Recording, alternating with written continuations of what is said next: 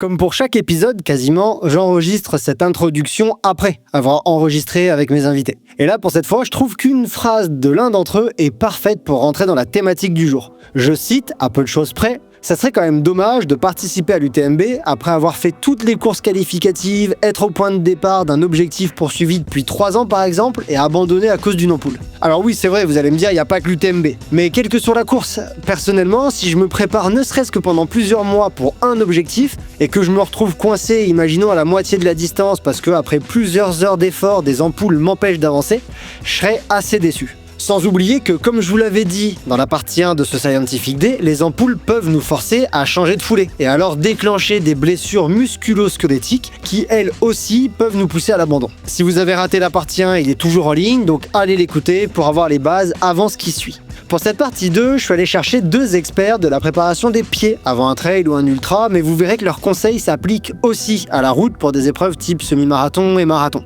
Quentin et Olivier sont podologues de formation et avides de littérature scientifique. J'en veux pour preuve la liste longue comme le bras de littérature qu'ils m'ont envoyée lors de la préparation de cet épisode et qui m'a grandement aidé. Mais en plus, Olivier et Quentin, ils sont sur le terrain régulièrement, en recevant des patients dans leur cabinet, mais aussi en intervenant sur des courses renommées comme l'UTMB depuis une grosse vingtaine d'années pour Olivier. Et avec eux, je vous propose qu'on aille plus loin que dans la partie 1. La littérature sur le sujet, elle est vaste en fait, mais qu'est-ce qu'il faut garder de tout ça ? D'après eux, après plusieurs essais sur des coureurs et coureuses sur le terrain, qu'est-ce qu'ils recommandent de faire pour préparer ses pieds ? Par exemple, spray tannant ou jus de citron, talc ou pas talc ? Et si j'ai une ampoule, est-ce que je dois mettre un pansement seconde peau ou pas ? C'est quoi le top 3 des bonnes pratiques avant une course de longue distance pour pas avoir de problème cutané pendant la course? Alors à défaut de faire cet enregistrement en live comme je le désirais initialement, et à cause de moi on n'a pas pu le réaliser, on s'est retrouvés en visio pour discuter de tout ça, et c'est cet échange avec Olivier et Quentin que je vous propose ici.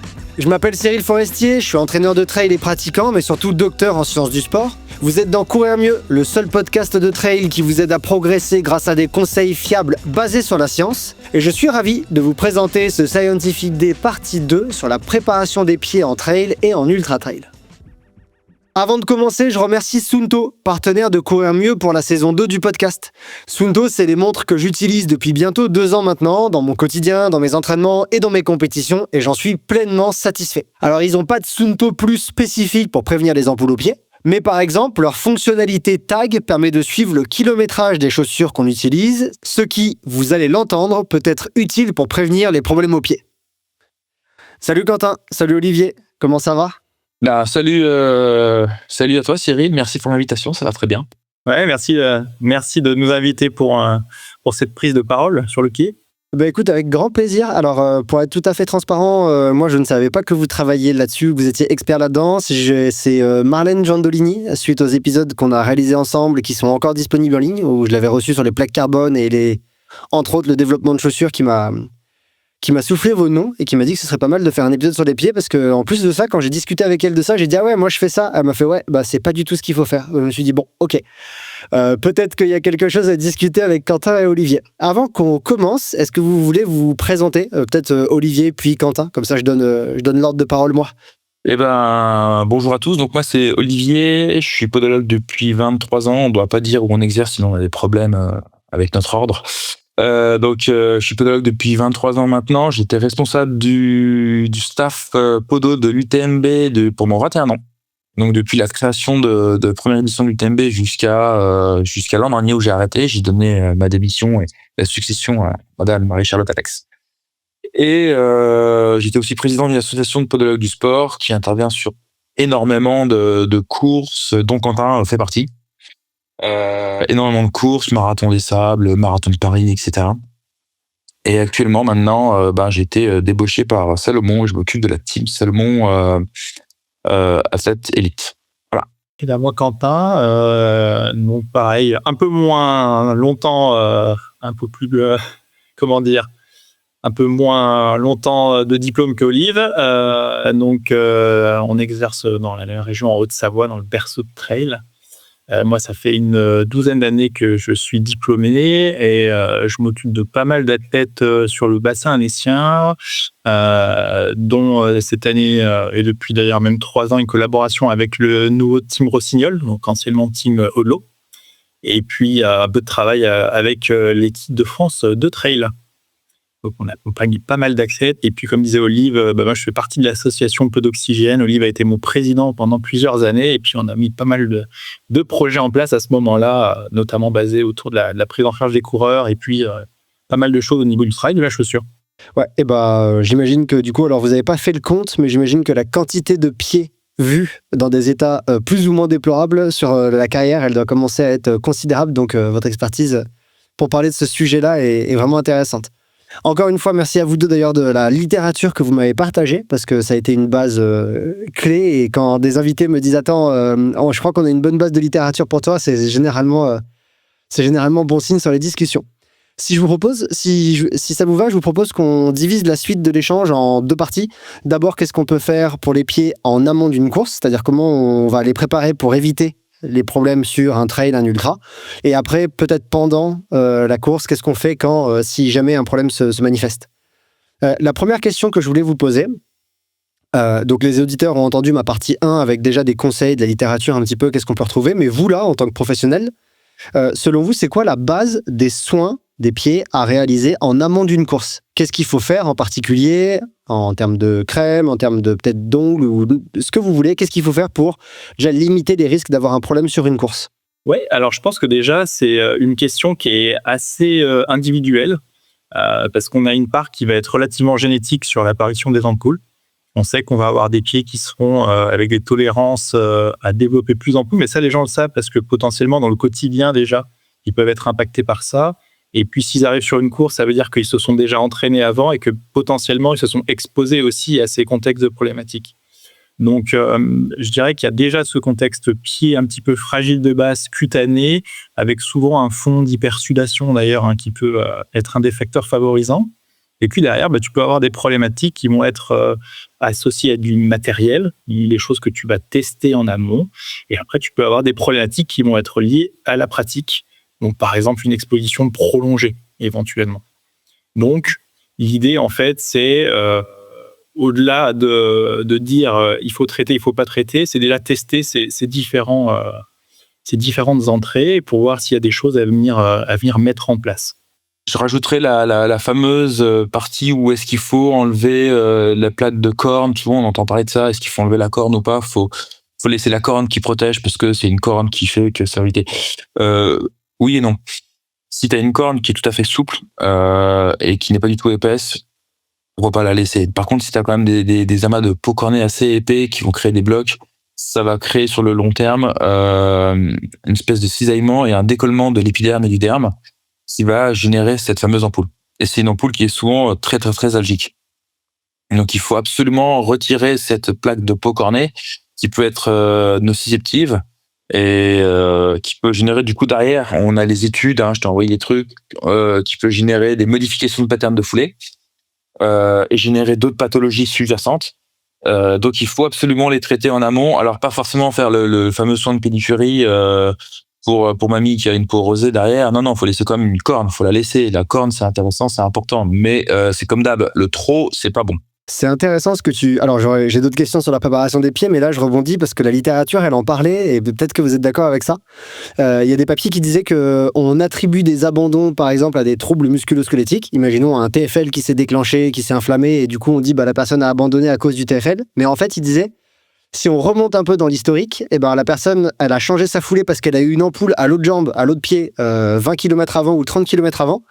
Du coup, elle a changé sa foulée, elle boite un peu, et là, ça lui a fait déclencher une douleur au TFL, et elle abandonne à cause du TFL, alors qu'en fait, le problème, c'est l'ampoule à la base. Ça, c'est des choses que vous avez déjà constatées? Ouais, c'est-à-dire qu'on a l'ampoule, en fait, qui va générer, et donc on a à peu près 6 à 16% d'abandon à cause des ampoules, mais c'est complètement sous-évalué. Parce que justement, l'ampoule modifie complètement la gateline, qui va générer des pathologies je crois, 50% en plus au niveau du genou, d'augmentation de pathologie, de risque de subir des pathologies sur le genou. Donc oui, en effet, une ampoule peut complètement créer des problématiques sous-jacentes musculo-squelettiques. Ouais, en fait, si tu reprends un empilement, tu vas modifier ta position de pied, donc comme disait Oli, ta gateline, et donc tu vas avoir une position de pied, une position de cheville, une position de genou, une position de hanche un peu différente, et c'est en cela que tu vas mettre des contraintes qui ne seront pas forcément habituelles, et qui, si on parle d'ultra, vont se répéter sur des milliers de pas, quoi.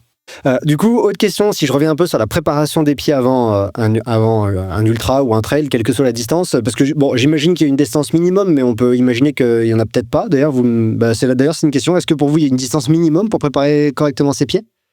Non, pas. Je pense que alors tu peux faire des ampoules sur la longueur, donc c'est-à-dire que tu vas faire un ultra et tu auras des ampoules. Puis après, tout dépend aussi du milieu. Si tu vas faire le marathon des sables, ta probabilité d'avoir des ampoules est quasiment de 100%. Donc ça, faut le savoir. Donc, mais si tu fais aussi, je vais parler d'une expérience personnelle. Alors, c'est pas très bien de parler du perso. Mes plus grosses ampoules, c'est sur un semi-marathon. Je me suis massacré les pieds parce que l'intensité et la puissance qu'on va mettre au sol à chaque fois n'est pas du tout la même que sur un ultra où du coup on sort avec des ampoules, mais des petites ampoules. Après un semi-marathon, j'avais les pieds défoncés, quoi. Ça va revenir à une question que de toute façon j'ai à vous poser plus tard avec un terme qui a été utilisé dans une étude que j'ai trouvé super pertinent.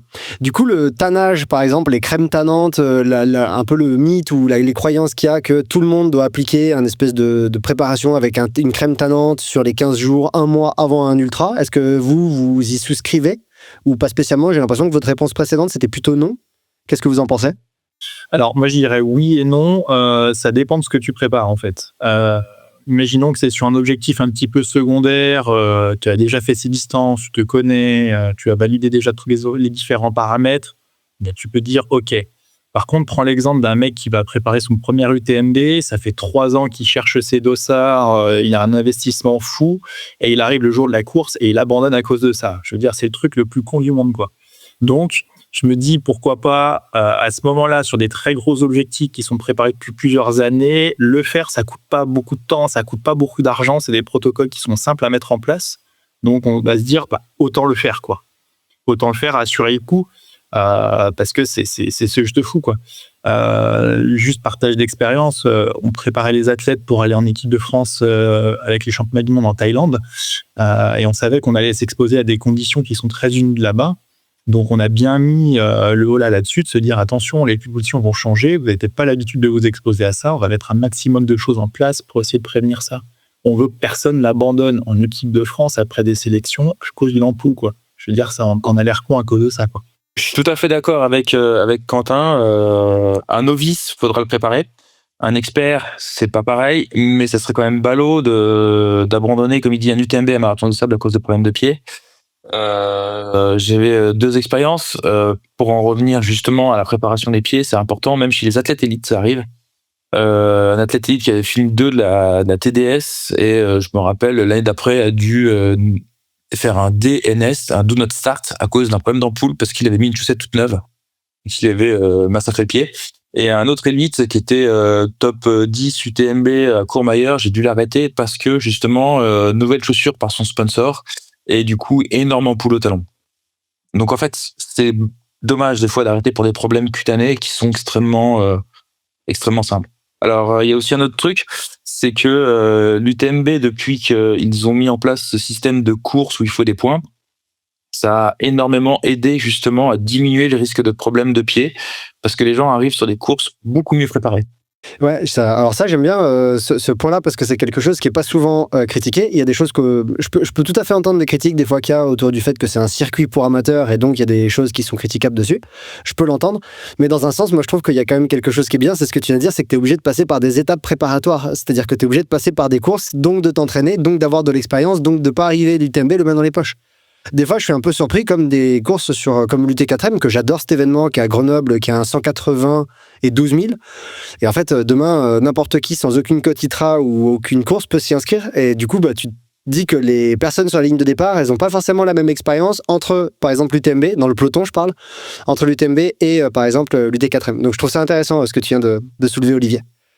On a parlé des pieds, de la préparation des pieds plutôt au niveau de la peau. Est-ce qu'il y a également une certaine préparation à faire au niveau des ongles? C'est quelque chose dont j'ai pas trop parlé dans la partie 1. Est-ce que vous avez, on en parlera un peu en fin d'épisode. Est-ce que vous avez déjà quelque chose à dire là-dessus?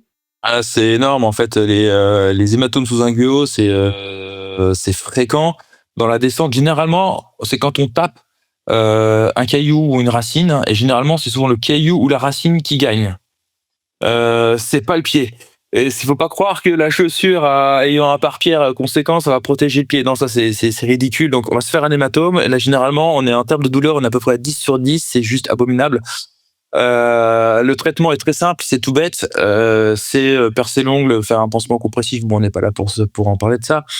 Mais voilà, oui, il faut faire attention. Si on parle des ongles trop longs, c'est catastrophique. Ça va. C'est une obligation que ça tourne au carnage.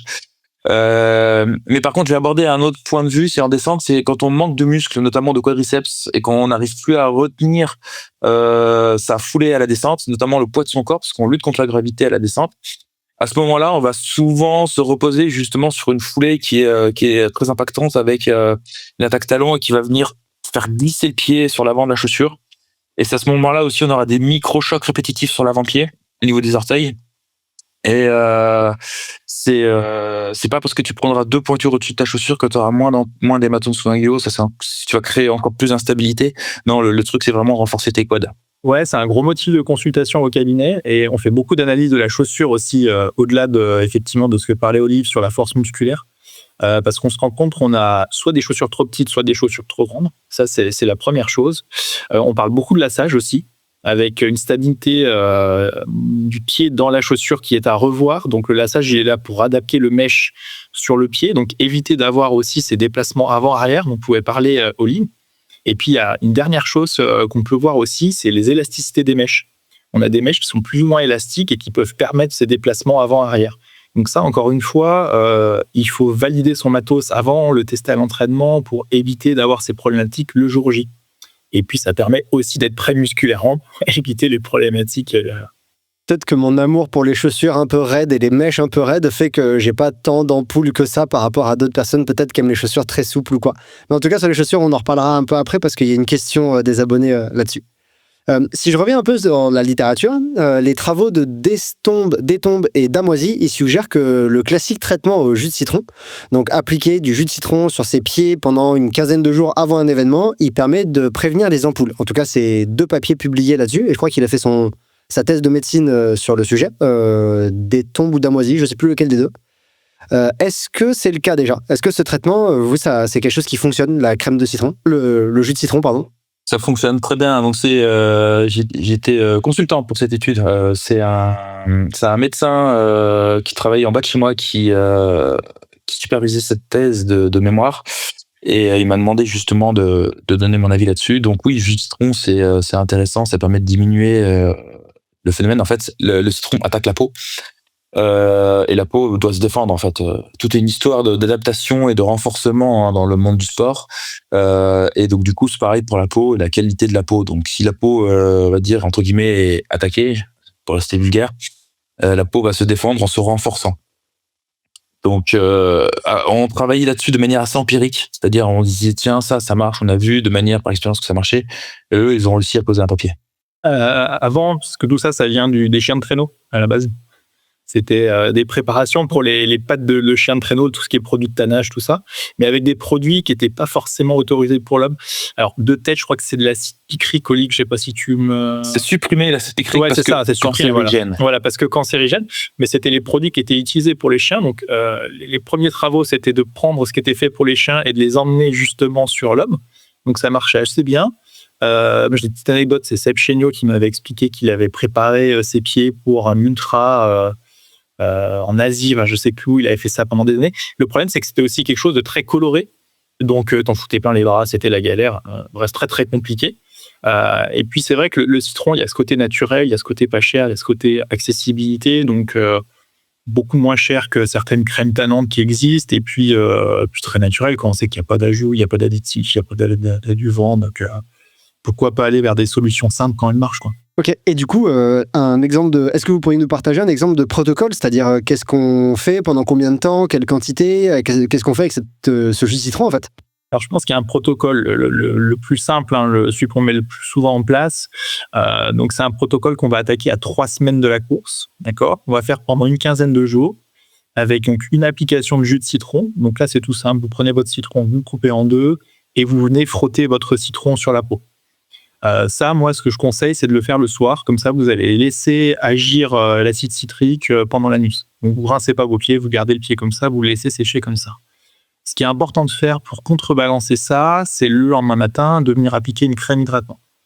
Donc là, souvent dans les protocoles, on dit qu'il faut mettre la crème anti-frottement. De mon point de vue, on peut utiliser une crème hydratante tout à fait classique qui coûte bien moins cher et qui est tout aussi efficace. La crème anti-frottement, on en aura dessus, mais c'est quelque chose qu'on va utiliser à l'effort. Hein. Donc, jus de citron, crème pendant une quinzaine de jours. On va stopper ce process à 1 semaine de la course et si le besoin s'en fait ressentir, on peut prévoir un soin pédicure, donc le fait, tu disais tout à l'heure, d'enlever des durillons qui seraient ressortis avec l'action du citron qui se serait épaissi, de nuancer certaines parties pour avoir quelque chose d'homogène et éviter les problèmes de subtilité au niveau cutané qui sont un des points de départ des ampoules. Donc on va stopper le citron à 1 semaine de la course, mais par contre on va continuer l'hydratation, d'accord ? Et après, donc le jour de la course ou même la veille, on a des process qui peuvent être intéressants à mettre en place en préparation. De venir utiliser par exemple sur notre petit run de déblocage la veille, utilisation des chaussettes qu'on va mettre le lendemain avec déjà notre crème anti-frottement imbibée sur la chaussette, un petit peu sur la chaussure. Et puis le lendemain, on peut venir réappliquer notre crème anti-frottement. Alors, 2 méthodes, soit on est très généreux, on en met partout, ça peut donner des sensations un petit peu d'instabilité, hein, ou soit si on sait qu'on a des zones qui sont un petit peu prédisposantes, on peut agir sur certaines zones. Donc, à mettre sur le pied et à remettre sur la chaussette derrière, c'est souvent intéressant. Donc ça, c'est pour le process habituel. Mais après, on se rend compte que sur des courses très très longues, sur des peaux particulières, ou voilà, c'est des choses qu'on peut faire presque jusqu'à 6 mois, quoi, hein, sur des athlètes qui vont aller sur le marathon des sables où la crème anti-frottement est interdite. Je pense que je laisserai Olive en parler parce qu'il connaît bien ça. Les athlètes, ils préparent leur pied pendant presque 6 mois, quoi. En effet, alors plus la course est exigeante en termes de relief et de terrain pour le pied, plus il faudra, on va dire, adapter sa préparation. C'est-à-dire qu'on ne prépare pas un marathon des sables comme on va préparer, un trail de Costa Rica dans un milieu tropical. Ça n'a absolument rien à voir. C'est-à-dire que pour le marathon de sable, la prévention se fera autour de plus de sparadrap, de pansements spécifiques. Et alors que si tu vas dans un trail où actuellement moi je prépare des swimruns, où quand tu fais un swimrun, tu vas sûrement pas mettre de structure collante. Parce que sinon en fait ça va se décoller et ça va devenir une boule dans ta chaussure, ça va être insupportable. Donc du coup t'adaptes, pas de crème anti-frottement quand tu vas faire une course dans le sable et pas de structure collante quand tu vas dans l'eau ou un terrain tropical. Donc il faut adapter vraiment ta préparation en fonction du terrain, mais là c'est du cas par cas. Ok, tu peux nous dire pourquoi la crème anti-frottement n'est pas adaptée au milieu tropical ? Je suis pas sûr d'avoir compris. Non, pas au milieu tropical, au milieu sable. Pardon, au milieu sable. Pourquoi ? C'est pas compliqué, hein. Le sable ça rentre partout et puis une crème anti-frottement mélangée au sable, ça te fait une magnifique pierre ponce. Donc ok, c'est bon, j'ai compris. Voilà. ça peut avoir vraiment des effets très très très problématiques sur le pied. Mais à tous les niveaux, hein. Souvent, on utilise de la crème anti-frottement entre les jambes, sous les aisselles ou même au niveau des tétons pour les hommes.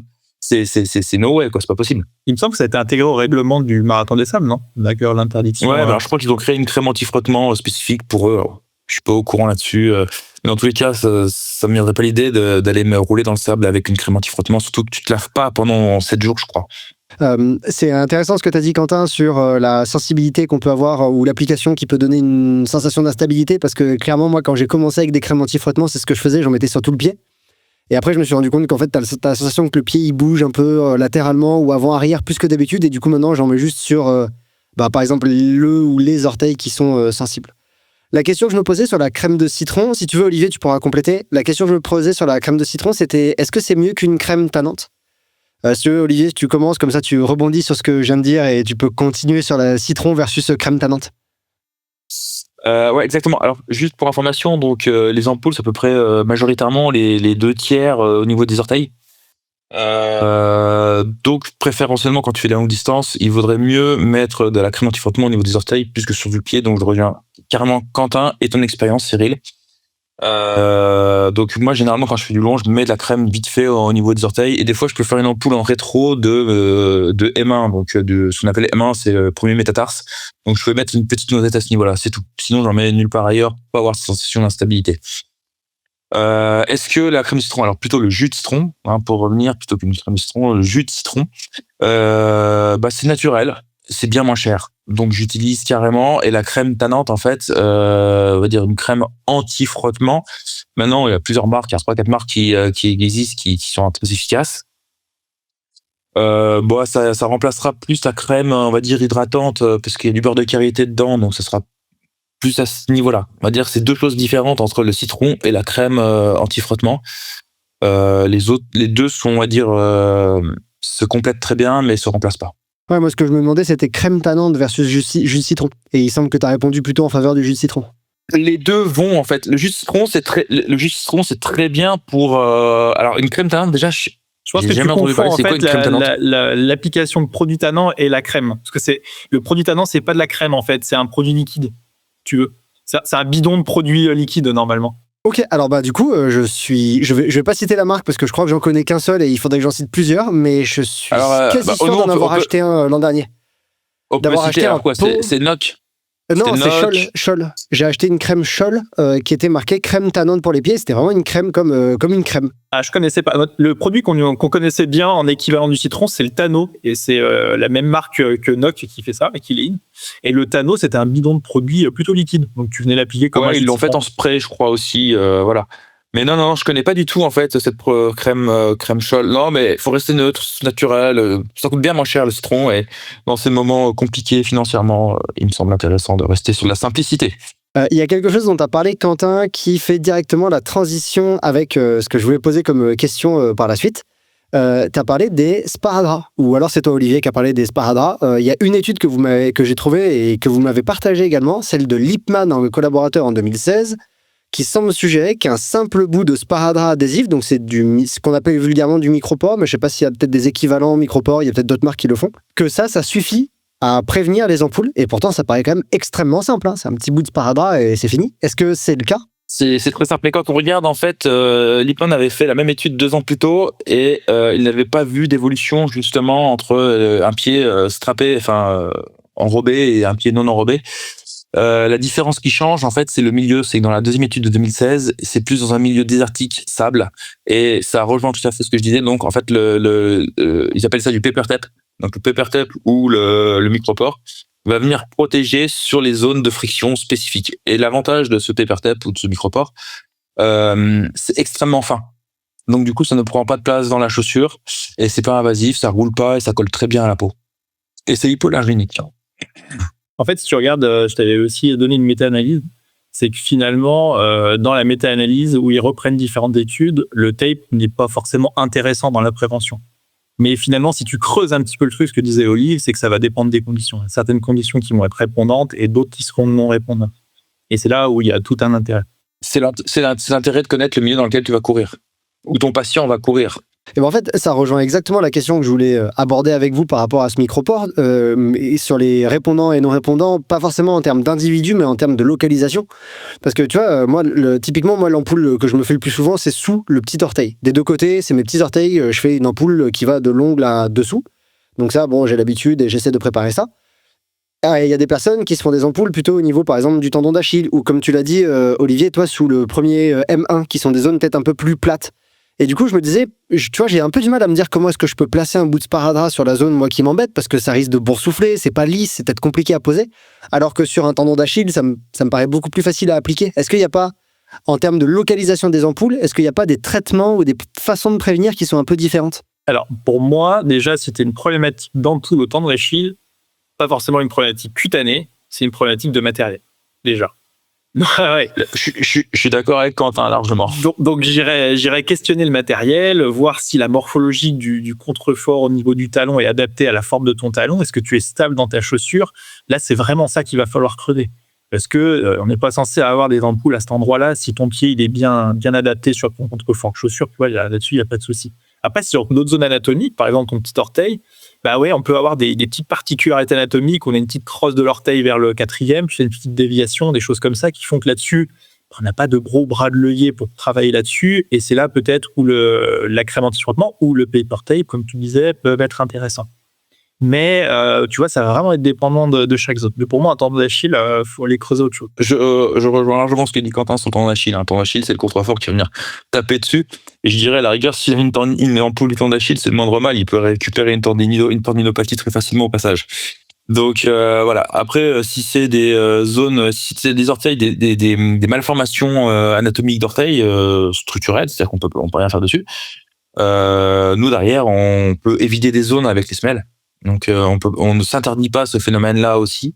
Ou donc on va venir créer des zones d'évitement pour mettre l'orteil, le faire rentrer dans un trou, tout simplement. Ou alors pour toi, pour ton 5e orteil, faut voir si tu cours avec des chaussures trop fitées ou si c'est vraiment parce que t'as l'orteil qui va venir rouler dessous. Faut voir aussi la forme anatomique de la chaussure et de ton pied. Bon, je voulais pas partir en consultation, c'était juste pour moi l'exemple de dire que cette zone-là, je me voyais pas comment mettre un sparadrap dessus. Mais je prendrai rendez-vous, promis. Il y a un autre truc qui peut être intéressant, qui est abordé justement dans la méta-analyse, c'est les chaussettes à orteils. Et chez certaines personnes, alors pareil, ça se teste à l'entraînement, c'est pareil pour moi chez tout le monde, mais ça peut être aussi une solution pour venir séparer justement le côté cutané des orteils, donc par exemple du 5e sur le 4e, parce qu'on paraît. Ça peut potentiellement être attesté. Ouais, c'est quelque chose dont on n'a pas trop parlé, mais effectivement, c'est quelque chose qui est intéressant. Il y a un point que tu as soulevé, sur lequel qui me fait venir une question en tête. Je crois que c'est Olivier qui en a parlé, donc sur les crèmes hydratantes. Crème anti-frottement, je veux dire, le seul, entre guillemets, problème, c'est que en fait, elle va partir avec la course. Je veux dire, si tu cours 2 heures, je pense que c'est OK. Mais au bout de peut-être 5 heures, 6 heures, 10 heures, ça veut dire qu'en fait, il faut que tu en aies un petit peu avec toi, parce que elle va forcément dégager à un moment, cette crème, non ? Ouais, c'est tout à fait le cas. Et donc, aux patients, je leur conseille de prendre un tube de... Alors, il y a 2 choses. Soit tu as des microdoses échantillons que les pharmacies peuvent te fournir. Soit tu prends un tube de Doliprane, tu enlèves tous les comprimés, parce que pas d'automédication sur une course. Tu enlèves tous les comprimés et tu mets ta crème anti-frottement dans ce tube de Doliprane, et derrière, quand tu cours, si tu sens que tu es vraiment dans le dur, ça prend 2 secondes de mettre une petite noisette avec le doigt, même par-dessus la chaussette. Je n'enlève pas la chaussette, je mets par-dessus la chaussette, donc ça prend vraiment 2 secondes et ça évite vraiment pas mal de se tracasser. Ouais, par expérience sur Ultra, moi ce que je fais, c'est que j'en mets toujours dans mon sac de délestage ou dans le ravitaillement, quoi. Et comme dit Olive, en fait, tu t'emmerdes pas à enlever ta chaussette, quoi. Sauf si vraiment tu veux changer parce que tu as été exposé à des conditions humides et que tu peux repartir à sec, mais si tout se passe bien niveau chaussures-chaussettes, que tu n'as pas prévu de changement, tu as juste à enlever ta chaussure, tu remets sur la chaussette directement et pas que tu reparcours. Il faut que ça aille très très vite sur le ravitaillement. Bon, alors ça, je suis partisan des ravitaillements express, mais du coup, quel que soit le niveau d'ailleurs, je me dis que quand même, si tu t'entraînes pour perdre au final l'heure que tu as gagnée avec l'entraînement, tu la perds parce que tu manges des chips au ravito, moi je trouve ça quand même un peu dommage. Une question qui me vient en tête là, Quentin, est-ce que le changement de chaussure, c'est pas également un moyen de prévenir les ampoules ? C'est-à-dire que tu as fait 10 heures avec une paire, tu changes de chaussure, tu vas avoir des zones de frottement légèrement différentes ou une pose de pied qui peut être légèrement changée. Est-ce que au-delà du côté performance, sensation dans une mousse qui est toute fraîche, est-ce que c'est pas également un moyen de peut-être délocaliser les zones de frottement et donc prévenir les ampoules ? Alors là, je pense qu'il y a 2 choses. Il y a effectivement la chaussure qui évolue un petit peu sur la course, mais il y a aussi ton pied qui va évoluer aussi pendant la course. Donc là-dessus, il y a pas mal de travaux 4-5 travaux différents, je dirais, qui vont corréler tous dans le même sens, qui disent que globalement, sur un ultra, le pied va évoluer autour du 60-80e kilomètre environ, mais il va pas évoluer en longueur, il va évoluer en volume, en large. D'accord ? Et c'est en ça que ça peut impacter les problématiques cutanées et d'ampoule.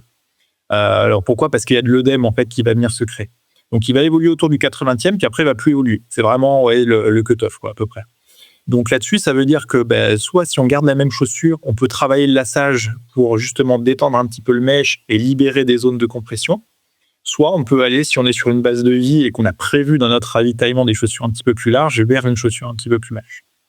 Après, sur tout ce qui va être évolution de la chaussure, on sait que la chaussure, elle perd un petit peu de sa rémanence au fur et à mesure de l'ultra. C'est-à-dire que la rémanence, c'est la capacité de la mousse, quand elle est compressée, à retrouver sa forme, son épaisseur d'origine. Et cette vitesse-là, à laquelle elle va retrouver son épaisseur d'origine, elle va diminuer. Donc la mousse, elle va rester un petit peu écrasée. Donc là-dessus, ça peut être intéressant de changer de chaussure par rapport à ça. Mais on n'est plus dans une question finalement de dynamisme d'amorti, finalement, que plus de confort cutané. Même si c'est vrai que dans certaines études, les préconisations montrent que, par exemple, si on reprend le cas d'Olive avec son ampoule sous M1, là, de mettre du mousse sous M1 peut potentiellement être intéressant. Donc on se dit que si la mousse est un peu plus dynamique à cet endroit-là, ça peut être potentiellement intéressant. Et je voulais vous poser une question maintenant sur quand même le traitement des ampoules, parce qu'il y a quand même j'ai l'impression quelque chose que 90%, allez, je donne ce chiffre à la louche, j'ai pas de data, mais je dirais 9 coureurs sur 10 ferait, si jamais il a une ampoule qui apparaît quelque part, c'est commencer à appliquer une petite bande adhésive dont je ne citerai pas la marque, mais je crois qu'il en existe plusieurs, qui fait un espèce d'effet seconde peau et qui est vendu pour ça, hein, c'est ce qu'on nous dit. En cas d'ampoule, mettez cette espèce de petite seconde peau et ça vous aidera. Et à vos visages et au visage de Marlène Giandolini, quand je lui ai dit que c'est ce que je faisais si j'avais une ampoule qui apparaissait, j'ai l'impression que c'est pas du tout la bonne stratégie, ces espèces de pansements seconde peau. Est-ce que vous pouvez nous en parler? Je vais laisser parler Olive, mais juste pour te dire, Marlène, on avait fait un cours au DU à Besançon ensemble quelques jours avant que tu l'aies eu, donc c'est pour ça, je pense qu'elle devait se rappeler encore les images. Je vais laisser parler Olive. C'est exactement de ces images-là dont elle m'a parlé. C'est un grand débat cette histoire, hein, et c'est un problème d'éducation, je pense, d'éducation à la problématique, je dirais plus commercial marketing qu'autre chose. Oui, en effet, faut pas mettre ce genre de pansement, parce que qui dit ampoule dit zone de frottement. Qui dit zone de frottement dit superposition de deux matières, de deux structures qui vont rentrer en contact, et le pied ne va pas aimer, ça va faire du frottement. On peut appliquer en prévention ce genre de pansement, mais le problème c'est que ça va augmenter la zone, le phénomène de compression et la friction du coup sur cette zone. C'est-à-dire que plus on met de la matière sur une zone qui est déjà en contact l'une contre l'autre, plus ça va créer de la friction. On est bien d'accord. Donc ces pansements seront peut-être très efficaces pour sans dénigrer les golfeurs, mais pour jouer au golf ou pour des soirées de charité. Avec des chaussures spécifiques, mais je ne pense pas que pour faire des courses à pied longue distance, trail, ultra trail avec énormément de conflits et de friction, il faut savoir que sur une course type UTMB, 170 km, on va faire à peu près 240 000 pas. Donc du coup, si on augmente la zone de compression avec ce pansement, on va augmenter inéluctablement la possibilité de créer une ampoule dans le temps. Or, il y a deux phénomènes qui vont se produire. Donc l'ampoule va se produire quand même sous le pansement. Une fois que l'ampoule sera produite, il y a deux solutions. Soit l'ampoule reste sous pansement et il faut quand même traiter l'ampoule. Dans ce cas, il faut enlever le pansement et dans ce cas, on arrache la peau. Donc on a le derme à vif et ça, c'est pas très cool. Soit l'ampoule se propage complètement partout sur le pied et dans ce cas, en fait, ça fait une peau, un bout de peau qui arrache tout le pied et là, on a quasiment des fois toute la sole plantaire qui peut partir. Avec le pansement, on a des photos dessus, hein, c'est pas très beau à voir. Et du coup, là, on rentre dans des protocoles de traitement et de pansement beaucoup plus complexes où certains coureurs peuvent finir à l'hôpital, service des brûlés, et avec arrêt de travail, antibiothérapie, etc. Donc, ce système de pansement n'est pas trop à conseiller auprès des patients coureurs ou même de tous les coureurs. Et dans ce cas-là, Olivier, Quentin, tu pourras compléter si tu le souhaites. Et je me mets dans la peau d'un coureur. Je suis sur une course et je sens que j'ai une zone de frottement ou je sens que j'ai une ampoule qui s'est déclenchée. C'est quoi la première réaction que je dois avoir, on va dire? À l'étape 1, je sens qu'il y a un frottement qui va devenir problématique, parce que si tu te connais, je pense que tu sais que le frottement va devenir problématique. Et donc, qu'est-ce que c'est la réaction dans ce premier moment et qu'est-ce que c'est la bonne réaction à avoir dans le deuxième moment, c'est-à-dire je sais que j'ai une ampoule, là, qu'est-ce que je dois faire? Alors déjà, dans un premier temps, il faut déjà checker ton système chaussure-chaussette, voir si t'as pas un pli dans ta chaussette, ou etc., ou il n'y a pas un caillou ou autre, un autre corps étranger dans ta chaussure. Ensuite, c'est recommandé souvent, on le sait maintenant, d'avoir un peu de crème solaire quand il fait chaud. Et moi, je recommande d'avoir comme je l'ai dit tout à l'heure, un tout petit peu de crème anti-frottement quand on part courir. Ça peut sauver toutes les zones du corps qui peuvent avoir des frictions, hein, entre les jambes, au niveau des tétons au niveau des tétons ou sous les bras. Donc ça, c'est clair et net. L'inconfort génère plus de consommation d'énergie. C'est-à-dire que le confort, ça c'était validé, hein. Ça a été étudié, c'est-à-dire que si t'es inconfort, tu dépenses beaucoup plus d'énergie que si t'es confort. C'est normal, c'est logique. Donc, si t'es pas confort sur tes appuis, tu vas développer de consommation d'énergie importante. Donc premièrement, c'est mettre de la crème anti-frottement. Et quand t'arrives à une base vie, si tu peux changer de matos, change de matos, parce que tu sais que ça va, quoi qu'il se passe, ça va durer dans le temps. Si tu vois que les dégâts sont plus importants avec création d'une ampoule ou de toute autre problématique, ne pas hésiter à aller voir le staff médical qui commence, je pense, tout doucement à être de plus en plus formé à cette problématique-là. Et sur les grosses courses, maintenant, sur les gros events, il y a toujours un staff de podo présent. Nous, on est sur l'UTMB, il y a 7 ou 8 postes sur l'UTMB, mais après, toutes les autres courses, maintenant, elles ont des staffs de podo ou de soignants qui peuvent prendre en charge.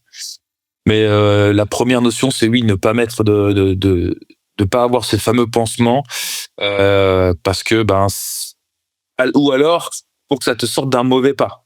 Mais derrière, faut pas que ce soit la solution.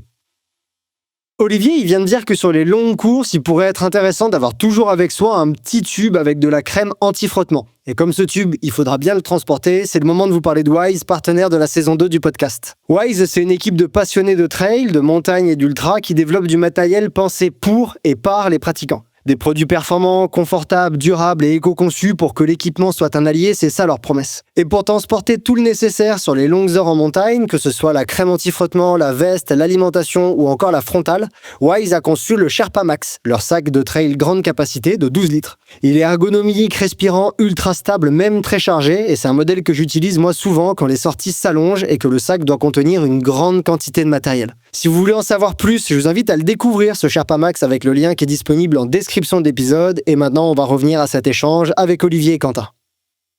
Et du coup, la solution que certains coureurs font, par exemple d'essayer d'arracher la peau pour faire en sorte que l'ampoule se vide parce qu'elle est pleine, on voit bien que ça fait une espèce d'ampoule boursouflée avec une zone qui est dense et qui fait un peu mal. Ça aussi, c'est clairement à éviter. Ça, c'est un traitement que tu vas faire plutôt sur la base de vie ou sur le ravitaillement. Ouais, il faut des produits médicaux pour faire ça. Il faut des antiseptiques. C'est une plaie, hein, ça reste une plaie. Donc, si tu fais quelque chose et que derrière c'est sale, ça fait une plaie, ça peut faire une infection. On a vu des ampoules. Alors, 5% des ampoules partent, on va dire, se compliquent, deviennent compliquées, ont un traitement, une issue problématique. Mais c'est 5% dans le volume, c'est déjà énorme. Donc, faut quand même prendre conscience que c'est une plaie. Faut quand même pas prendre ça à la légère. Et non, on évite de creuser, de percer cette sérosité, même si au bout d'un moment, quand on court, ça va se percer naturellement. Mais dans ce cas-là, il faut voir des personnes qui s'occuperont de vous. Et là, ça se fait sur les bases de vie, ça se fait avec des seringues, ça se fait avec des ponctions, comme disait Oni, dans un milieu aseptisé. Et après, souvent, on essaie de conserver la peau, hein, sauf s'il y a vraiment des choses qui se mettent dessous, mais la peau est quand même un premier pansement, donc c'est pour ça que si on peut éviter de l'arracher, c'est toujours mieux.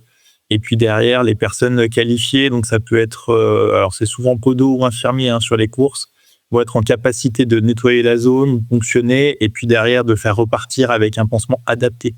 On a beaucoup parlé là des courses, mais les ampoules, elles peuvent également survenir quand tu es à l'entraînement.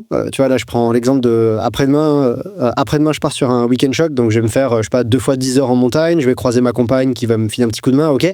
Sur ces 2 fois 10 heures, je peux très bien avoir une ampoule qui arrive et j'ai pas forcément envie d'arrêter mon week-end choc parce que j'ai une ampoule. J'ai l'impression que Rushton et Ritchie, dans leur revue de littérature sur le sujet, ils disaient que ce qui était adapté, c'était ce qu'ils appellent un pansement 3 couches.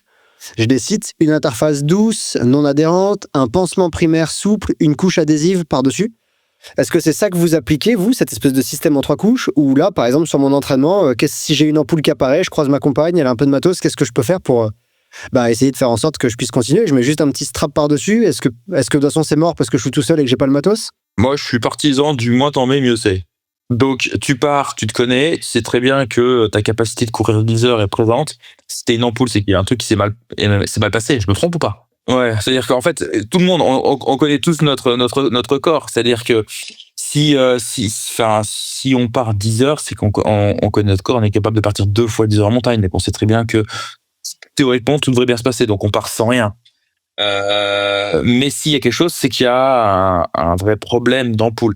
Donc on va dire que si on va prendre le temps moyen sur un 170 bornes, ce type UTMB, parce que c'est celui qui me vient en tête le premier, c'est 40 heures. Ok, donc Quentin a parlé d'un pied qui évoluait au bout du 80e. On est au-delà des 10 heures déjà pour la moyenne. Donc du coup, on rentre pas dans ce phénomène-là. Donc je pense que si tu commences à avoir des vrais problèmes cutanés au bout de 10 heures de course, c'est qu'il faudra revoir la préparation en amont. Et après, ce type de pansement, oui, c'est très bien, mais c'est quand il y a la plaie. C'est-à-dire, c'est quand l'ampoule est déclarée et qu'il y a une belle plaie. C'est-à-dire, tu fais pas ça non plus en prévention. Donc quand je dis que je suis partisan du moins t'en mets mieux c'est, pour le départ, moins t'en mets mieux c'est quasiment une certitude. Mais quand t'as une plaie, quand t'as la problématique, il faut la traiter. Et dans ce cas-là, ce pansement m'a l'air assez intéressant. Ce qui va être intéressant sur ton week-end choc, c'est que on n'a pas parlé, mais quand tu reprends la saison pendant l'hiver, par exemple, si tu as une coupure, en fait, tu as diminué aussi ta tolérance cutanée aux frictions.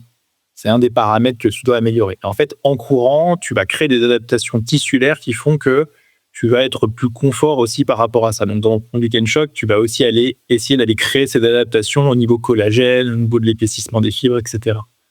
Donc, c'est là où c'est tout intéressant aussi de rester relativement léger et puis d'être très progressif. Mais bon, je pense pas que tu vas te lancer dans un week-end shop de 2 fois 10 heures sans avoir fait au préalable des sorties de 2, 3, 5 heures, quoi. Donc, tu auras déjà créé ces adaptations progressives sur ton pied. Et ça veut dire que, comme disait Olive, sauf si vraiment tu as un pitch chaussette, un truc encore étranger ou quelque chose, finalement, tu ne devrais pas te retrouver dans cette situation-là, quoi. Ça me fait un peu sourire ce qu'on discute là, parce que j'ai l'impression qu'on arrive vers doucement la fin de l'enregistrement. J'ai l'impression que la meilleure solution, en fait, c'est s'entraîner pour préparer ses pieds, c'est s'entraîner régulièrement à courir. Bon, bah ok, quelle que soit la course qu'on prépare, il faut s'entraîner. Préparer ses pieds avec un peu de jus de citron et de la crème à frottement. En final, j'ai l'impression qu'avec ces 3 points, j'ai résumé les grandes lignes de vos recommandations, non ? J'en rajouterais une, c'est tester son matériel. Voilà. C'est le pilier manquant. Je rajoute une autre, c'est que savoir là où on va courir. Très bien. Il y a d'autres petits désagréments qui, juste avant la partie des questions Gollum, une dernière question que je voulais vous poser. Il y a d'autres petits désagréments qui peuvent arriver. J'en ai un qui me vient en tête et Quentin, tu l'as souligné au tout début de l'épisode. Par exemple, tu peux avoir la chaussure quasiment parfaite pour toi. En plus, je veux dire, c'est facile de dire la chaussure parfaite pour moi parce que, et je crois qu'Olivier aussi, on fait du test matos, on a plusieurs chaussures. Donc, sur 10 paires qu'on possède, on peut choisir la chaussure parfaite. Mais les auditeurs, ils n'ont pas forcément 10 paires de chaussures, ils en ont une, ils peuvent dire qu'elle est parfaite, et pas de bol, les lacets, ils appuient sur le coup de pied, par exemple. Je prends ça parce que c'est quelque chose que j'ai vécu. Est-ce que sur ce type de petits désagréments, par exemple les lacets qui peuvent écraser un peu le dessus du pied, il y a quelque chose qui est faisable, ou est-ce qu'il y a d'autres choses qui sont intéressantes à mentionner un peu avant de conclure cet épisode ? Alors, si tu parles juste des lacets, oui, il y a plein de choses qui peuvent être faites, mais ça va dépendre de ton système laçant. Je mets de côté tout ce qui va être quick lace ou des choses comme ça, système BOA qu'on peut voir apparaître maintenant. Mais sur des systèmes laçants classiques, tu peux jouer en fait sur la position de ton lacet. Tu peux faire des évitements de zone, tu peux faire vraiment des trucs sympas avec toutes ces rangées d'œillets. On n'est pas obligé de faire un laçage classique. Et ça, c'est très, très intéressant.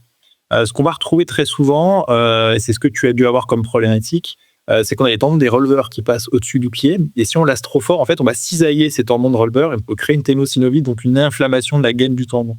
Donc, c'est des douleurs de crépitation quand tu vas chercher à relever ton pied. Donc ça, c'est soit une cause un peu mécanique liée à la chaussure. Donc, c'est soit une problématique de stabilité de pied où tu as besoin de trop serrer. Donc, encore une fois, la question, est-ce que ta chaussure était assez bonne, ton pied assez stable pour avoir besoin d'assez serré ? Enfin, tout ça, ça se teste avant à l'entraînement théorique. Mais voilà, ça peut être un des facteurs. Et il faut savoir que sur certaines pathologies, notamment des coups de pied assez forts, des voussures de pied, des choses comme ça, on peut créer des évidements sur les croisements de lacets qui sont assez intéressants. Très clair. Je vous propose qu'on passe à la rubrique Gollum et la lumière sûre. Gollum, c'est un partenaire de la saison 2 du podcast Courir Mieux. Et chaque semaine, on propose aux abonnés sur Instagram de Courir Mieux et de Gollum une boîte à questions, en tout cas pour que certaines questions remontent et que je vous les propose. Et j'en ai sélectionné certaines. Là, j'en ai sélectionné 2 qui me semblaient intéressantes. Je vais peut-être en rajouter une petite troisième avec ce que tu viens de dire, Quentin. La première, c'était quelqu'un qui a dit, j'avais jamais entendu parler, il semblerait que certains vernis existent pour protéger les ongles. Est-ce que vous connaissez ça ? Est-ce que c'est une réalité ? Est-ce que c'est intéressant ? Des vernis sur les ongles pour les protéger ? Alors là, on est plus dans l'aspect esthétique, à mon avis, et l'aspect post-effort. Hein. La question, c'est protéger de quoi ? Des hématomes ou des champignons ? Je pense que c'est des hématomes, ouais. Ok, et ben en fait c'est une petite boîte à questions, donc des fois j'ai des questions qui sont pas ultra précises, j'ai pas plus d'infos que ça. Donc voilà, donc si c'est protéger des hématomes, j'y crois pas trop. Non, parce que comme disait Oli, voilà, c'est vraiment quelque chose de mécanique, donc soit par traumatisme important, soit par micro-traumatisme répété. Donc là, le vernis va pas aider. Par contre, tu peux aller nourrir un petit peu ton ongle avec des nutriments, des choses comme ça après l'effort, s'il est un peu strié, un peu cassant. Mais c'est plus dans la régénération, quoi, finalement. Tu ne seras pas un aspect préventif, mais plutôt un aspect curatif. À savoir qu'un ongle de droit orteil, une repousse entière dure entre 9 et 12 mois. Donc, ça veut dire que si tu fais un hématome total au niveau de l'ongle, avant de retrouver un ongle normal, tu auras un délai qui sera important. Peu importe que tu mettes du vernis ou pas. Ça l'accélérera pas. D'accord ? Donc, je dirais plutôt non. Ouais, j'ai eu exactement ce que Olivier a dit en préparation de l'échappée belle l'an dernier. Je me suis un peu éclaté l'ongle du petit orteil et je crois qu'il est resté noir et moche pendant quasiment 9 mois à repousser. Pas de douloureux, rien du tout. Juste, c'était pas le plus bel ongle du monde, quoi. Il y a des cailloux sur l'échappée belle ? Ouais, à un endroit, il y en a 4. 2 à droite et 2 à gauche et je les ai pas vus. Deuxième question, est-ce que vous, en tant que podologue, autant à la lumière de ce qu'on a discuté jusqu'ici, c'est-à-dire des ampoules, que à travers d'autres expertises que vous avez, et vos expertises sont nombreuses, j'aurais pu vous poser des questions sur plein de sujets, vous auriez su répondre, je pense. Est-ce que vous avez des conseils pour les auditeurs pour choisir correctement leurs chaussures ? Vous avez 5 heures. Alors, on peut faire 4 épisodes si tu veux. C'est un grand débat tout ça. Hein. Faudrait qu'on fasse avec Marlène et peut-être nous trois une séance café, croissant, et puis on peut en discuter autour. Il y a pas de problème. C'est un des gros motifs de consultation au cabinet et on est là pour y répondre, bien sûr. Alors, on peut pas forcément privilégier les choses parce que ça va être dépendant de plein de facteurs différents, donc de ta motricité. Des différentes motricités, on a des coureurs qui seront plus en attaque avant-pied, d'autres en attaque talon, sachant que cette motricité va évoluer pendant la course avec la fatigue. Il y a la morphologie du pied qui va rentrer en compte, il y a les préférences personnelles du coureur, mais ce qu'on peut dégager au-delà de tout ça, et le critère principal à mettre en avant, ça reste le confort. S'il y a un truc simple à dégager de tout ça, ça reste le confort. Donc l'un des conseils qu'on donne, c'est déjà d'aller en magasin, pas forcément acheter sur Internet, de passer les chaussures aux pieds et d'avoir ce confort d'accueil qui est déjà intéressant. Et puis après, voilà, tout ce qui va être hauteur de drop, hauteur de stack, fit, type de crampe, j'en passe, il y a beaucoup de choses. Ça, on va l'adapter et on a souvent besoin d'une consultation qui va presque durer 1 heure pour essayer de faire l'entonnoir et de définir, si tu veux, la chaussure la mieux adaptée au patient. Et même au-delà de cette consultation, si tu veux, on donnera jamais de nom de modèle parce que finalement, tant qu'on n'a pas passé la chaussure au pied et qu'on n'a pas validé cette notion de confort, on sera encore un petit peu dans la coupe. Mais si déjà, au-delà de la consultation, on a réussi à dégager 4-5 modèles et que la personne peut aller les laisser en magasin, c'est déjà bien. Olivier, tu veux ajouter quelque chose ? Parce que t'as refilé la patate chaude à Quentin, mais... Non, c'est pas une patate chaude. Hein. On se connaît bien avec Quentin. On discute ensemble au DU Trail Running de Besançon. Donc, on se connaît bien. Il présente la partie chaussures. C'est pour ça que je dis ça. Non. Au niveau chaussures, dans le monde du trail, ce qui est hyper important, c'est l'accroche ou l'adhérence. Comme disait Quentin, c'est 2 types de notions. Donc, des chaussons d'escalade adhèrent, des crampons d'alpinisme accrochent. Donc tout dépend de ce que tu vas présenter comme course, ce que tu vas faire. Tu prends des chaussures qui ont des crampons de 3 mm, tu auras une accroche moyenne, même quasiment nulle. Donc si tu te retrouves dans des courses comme celle du J-Paet ce week-end, je sais pas si vous avez vu les vidéos, c'était un champ de boue catastrophique. Donc si tu n'avais pas des crampons monstrueux, et encore je pense que c'était très limité, tu pouvais partir à la faute. Donc accroche ou adhérence, donc 2 notions bien différentes. Et après tu auras 2 autres notions extrêmement importantes qui ça sera donc la stabilité du pied dans la chaussure.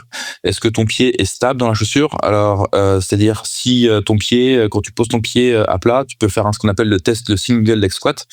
Tu te mets debout sur un pied, tu fais plusieurs répétitions de flexion de genoux et tu vois comment réagit la chaussure, si elle s'effondre ou pas en interne, tu te sens bien stable, etc. Dans le magasin, ça peut être un premier jet. Et après, tu as le maintien du pied dans la chaussure. Alors, comment je vais l'évaluer ? C'est, on va dire, empirique. Le patient, il faudrait qu'il soit capable de courir 2 km, chaussure complètement desserrée. C'est-à-dire que c'est pas ridicule, parce qu'en fait, quand tu es dans une descente lancée à pleine bourre, et si tu as ton lacet qui saute, tu t'arrêtes pas en one shot. Donc, si t'es pas capable de t'arrêter, ou si quand tu dois t'arrêter, ton pied commence à sortir de la chaussure parce que là, c'est pas très bon. Donc c'est une petite notion assez intéressante où la chaussure en fait de base maintient le pied et le lacet sert juste à serrer un peu toute l'histoire mais pas à faire la compression. Donc voilà, et l'amorti pour moi est une conception, d'un concept. Ok, super intéressant. Je voulais juste rajouter quelque chose par rapport à ce que Quentin t'a dit, ne pas forcément acheter sur Internet et peut-être plutôt aller en magasin. Aujourd'hui, je crois que les ventes, je suis 100% d'accord évidemment. Néanmoins, aujourd'hui, je crois que les ventes de chaussures sur Internet représentent en tout cas la majorité des achats qui sont effectués. Et on me pose des questions des fois parce que je fais des tests matos et on me pose la question, est-ce que cette chaussure est bien ou pas ? Moi, j'ai envie de dire dans ce cas-là, si tu veux vraiment, parce que par exemple, imaginons t'as pas de magasin spécialisé avec les modèles que tu veux à côté de chez toi, commande plusieurs paires. Je veux dire, commande plusieurs paires, tu les as chez toi dans ton salon, passe le pied dans plusieurs paires et tu renverras celles que tu veux pas garder. Ça, c'est peut-être quelque chose qui a un petit coût, mais ça te permet au moins chez toi de passer de pied dans 3 paires et pas de te dire j'en ai pris une, est-ce que l'autre aurait pas été mieux ou quoi. Ce que tu soulignes là, c'est un grand jeu financier pour les marques qui sont en train de travailler dessus parce que ça leur coûte énormément d'argent tous ces retours. Et maintenant, effectivement, on a des gens qui commandent 4-5 paires de chaussures différentes et qu'on renvoie, ils t'ont perdu, mais tu te renvoies le reste, quoi.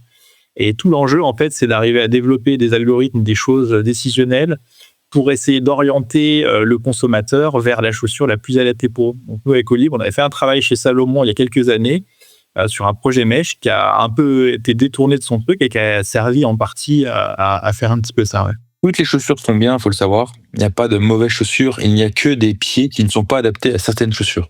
Ça va pas plus loin que ça. Donc, dire est-ce que cette chaussure est bien, tu vas dire oui, elle est bien pour moi ou oui, elle est pas bien pour moi. Enfin, il y en a quand même 2-3 qui sont mauvaises. On dira, on va se taire sur ces points de vue-là, mais généralement, on va dire 90% du parc chaussures est vraiment bien. Ouais, alors c'est exactement ce qu'on a discuté avec Antoine Charvolin. Pour les auditeurs, l'interview est en ligne. Antoine Charvolin, il a été en dev produit chez On et on disait aujourd'hui, c'est quand même très rare les chaussures qui sont pas bien, qui sont pas une bonne chaussure. Il y en a, mais c'est rare. Par contre, des chaussures pas adaptées à ton pied, pas adaptées à la course que tu prépares, pas adaptées au terrain sur lequel tu cours, ce que tu veux, ça c'est sûr et certain. Mais par contre, des chaussures entre guillemets nulles, j'ai pas l'impression que ça. Il y en a encore quelques-unes, mais c'est quand même plutôt rare, quoi. C'est juste des contextes d'utilisation et des besoins que t'as toi ou pas. Quentin, Olivier, je vous remercie énormément pour votre temps. Je vais vous garder encore un petit moment pour la partie abonné Patreon, mais pour l'enregistrement tout public, je vous propose qu'on arrête ici.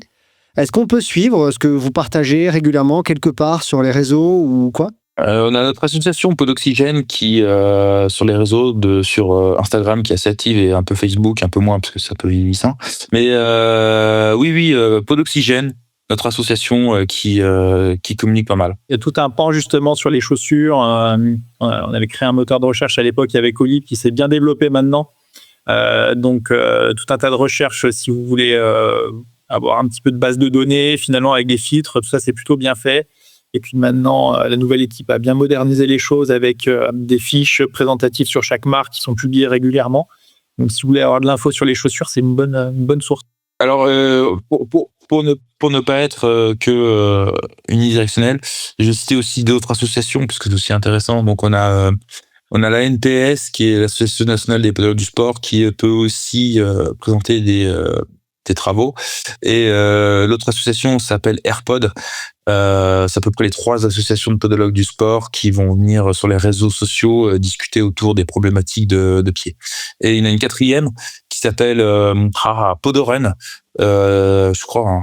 C'est Podorun à La Réunion, qui eux s'occupent de l'encadrement de la diagonale des foot. Eh ben, merci beaucoup déjà pour ce partage qui va un peu au-delà de ce que vous deux vous faites. Et encore merci pour les réponses à toutes ces questions. C'est super de discuter de ces problématiques avec toi. Voilà, c'est tout pour ce 2e épisode sur la préparation des pieds en trail. Je remercie For Endurance, partenaire nutrition de cette saison 2 du podcast Courir Mieux. For Endurance vous propose différentes gammes de produits énergétiques pour les sports d'endurance et la plupart sont composés en respectant la littérature scientifique. C'est pour ça que je les ai choisis, pour m'accompagner dans mes entraînements au quotidien et dans mes compétitions. Un produit dont je suis complètement fan depuis sa sortie, c'est la boisson Recovery Formule Vegan. C'est une boisson de récup avec des glucides et un peu de protéines, à un ratio 4:1. Qui est celui associé à une resynthèse du glycogène efficace. Les protéines sont végétales, donc moi ça me va bien, et l'arôme noisette me plaît beaucoup. Pour découvrir ce produit, rendez-vous au lien présent en description de l'épisode. Je remercie également les 3 autres partenaires de cette saison 2, Gollum, Suunto et Wise. En description, vous trouverez des codes promo pour la plupart d'entre eux, n'hésitez pas à les utiliser pour vos prochaines commandes. Si cet épisode vous a plu, vous pouvez rejoindre le Patreon de Courir Mieux pour par exemple avoir accès à mon échange exclusif avec Olivier et Quentin, où on parle entre autres des chaussettes les plus adaptées pour prévenir les ampoules, des alternatives à la noc ou encore des petits manchons en gel qui sont censés prévenir les ampoules également. Tous les contenus exclusifs sont disponibles avec un abonnement à 7€ par mois et 6€ par mois avec un abonnement annuel. Si ça vous intéresse, le lien est en description. La semaine prochaine, on mettra la science de côté quelques minutes. Quoique, pas tant que ça. En fait, j'aurai le plaisir de vous présenter un épisode au format rencontre avec Marie Nivet. Et en parallèle de plusieurs sélections en équipe de France et d'une 5e place au classement des Golden Trail World Series au moment où j'enregistre cet outro, Marie est aussi en train de réaliser une thèse en sciences du sport. Je vous en dis pas plus, on se retrouve la semaine prochaine pour cette rencontre, et d'ici là, n'oubliez pas que selon Edwards Deming, sans donner à l'appui, nous ne sommes qu'une personne de plus avec une opinion.